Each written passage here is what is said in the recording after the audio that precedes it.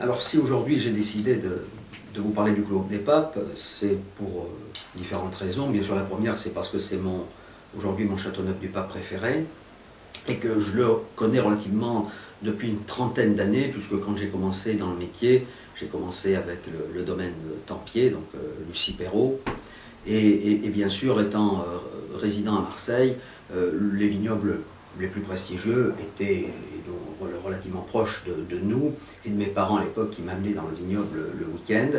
C'était Châteauneuf-du-Pape, Girondas et on va dire Bandol qui était encore plus près.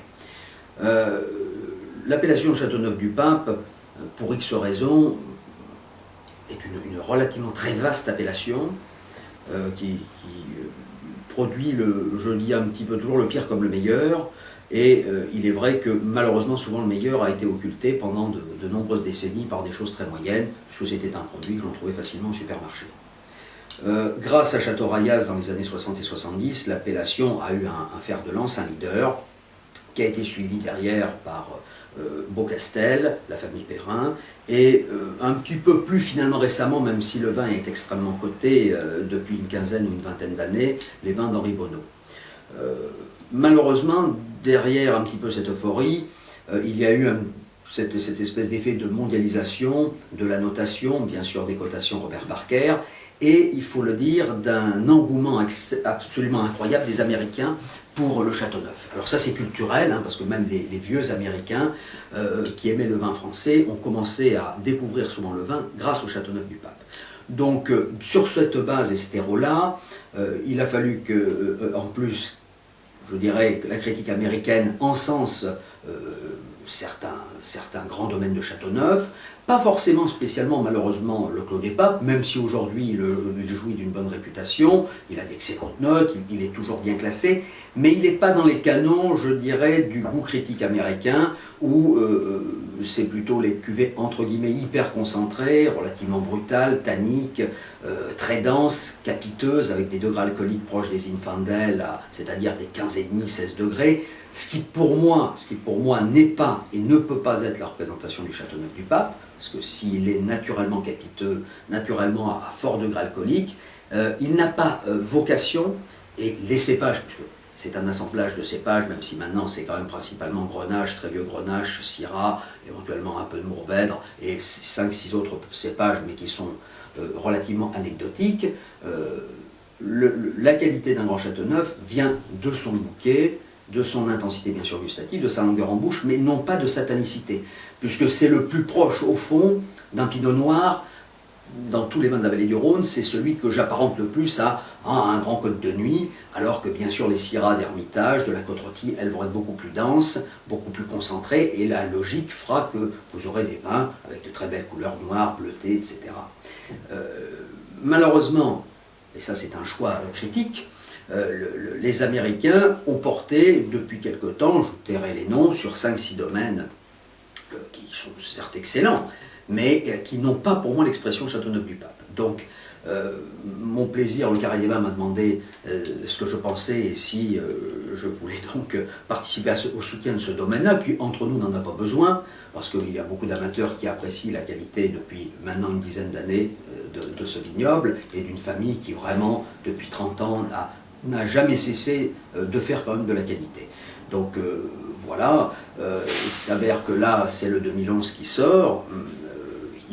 C'est évidemment un millésime moins prestigieux que la petite série 2009-2010 qui sont extraordinaires, mais justement, ce qui est intéressant dans ce millésime-là, c'est que l'on voit bien l'expression, ce que j'appelle moi du galet roulé, c'est-à-dire cette finesse de parfum, ce côté extrêmement tendre mais profond, et cette note capiteuse, parce que le mot capiteux n'est quasiment plus utilisé dans le jargon œnologique actuel, parce qu'il paraît péjoratif, mais pas du tout. Hein, le capiteux, ce n'est pas qu'une note alcoolisée, c'est une note, je dirais, où il y a une présence chaleureuse de l'alcool sans aucun effet négatif de l'éthanol. Donc le Clos des Papes, c'est un mix intelligent entre le Châteauneuf traditionnel, des pratiques viticoles extrêmement sérieuses, des petits rendements, un tri efficace, et surtout, et là je m'en remets aux amateurs qui sont malheureusement souvent un petit peu aujourd'hui baladés avec des une myriade de micro-cuvées faits par tel ou tel domaine où ils en perdent un petit peu leur latin et on peut le comprendre. Et j'attire un petit peu leur attention sur ce point, et le Clos des Papes en est un magnifique exemple positif, c'est que certains domaines ont 4 cuvées à Châteauneuf-du-Pape. Alors, moi, c'est pas moi qui vais vous donner la réponse, c'est vous qui allez vous interpeller. Comment, sur un domaine de 15 hectares, ou de 20 hectares, ou de 10 hectares, on peut faire 4 cuvées? Ça veut dire que si vous considérez que vous avez une vigne d'1 hectare qui est remarquable, vous en faites une grande cuvée. Vous allez donc éliminer cet hectare potentiel qui a mené une densité ou une matière tannique ou je ne sais quoi encore, vous allez déposséder les autres 14 hectares de cette qualité potentielle qui joue de l'équilibre global du domaine. Hein. C'est la somme, c'est la fameuse histoire du Clos Vougeot. On pense qu'aujourd'hui, le Clos Vougeot unifié ferait un meilleur vin que tous ces petits Clos Vougeot ou ces 120 cuvées de Clos Vougeot qui apparaissent tous les ans à chaque récolte. Donc c'est exactement le même principe.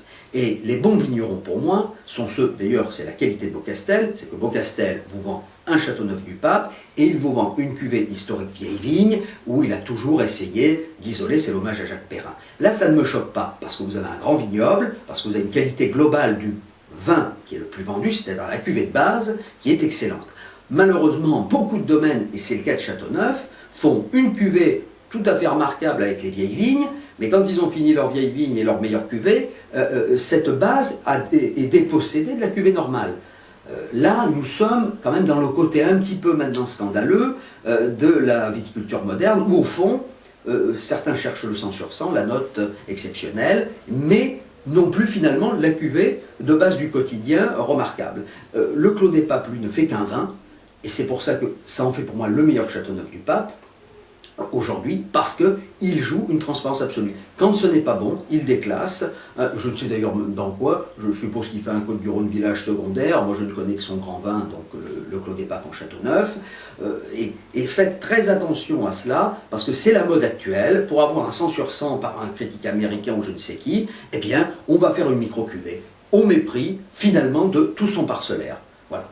Donc ça, c'est l'occasion quand même de féliciter les abris qui, eux, ne jouent qu'une cuvée, une transparence absolue. Donc, écoutez, vous pouvez en acheter 2-3 bouteilles, et goûtez-la surtout, et goûtez-la. Parce que le grand drame du vin aujourd'hui, c'est que les bouteilles s'accumulent dans les caves, et les gens, je le comprends, parce que les vins sont chers, malheureusement, mais les gens ne les goûtent pas assez. Et le vrai combat de la jeune génération qui arrive aujourd'hui, ça va être de un petit peu se regrouper, et de goûter objectivement les vins. Et courageusement, si c'est possible, à l'aveugle. Parce que là, c'est l'école de l'humilité. Mais c'est aussi l'école de vérité, sur soi-même et sur ce que l'on goûte. Voilà. Alors, en attendant de nous revoir, écoutez, n'hésitez pas à carrer quelques bouteilles. Et je recommande aussi, je ne sais pas si le site vend du blanc, mais le Clos des Papes, réputé historiquement, c'était pas le rouge, c'était le blanc, il y a une 30aine d'années. Voilà. À bientôt.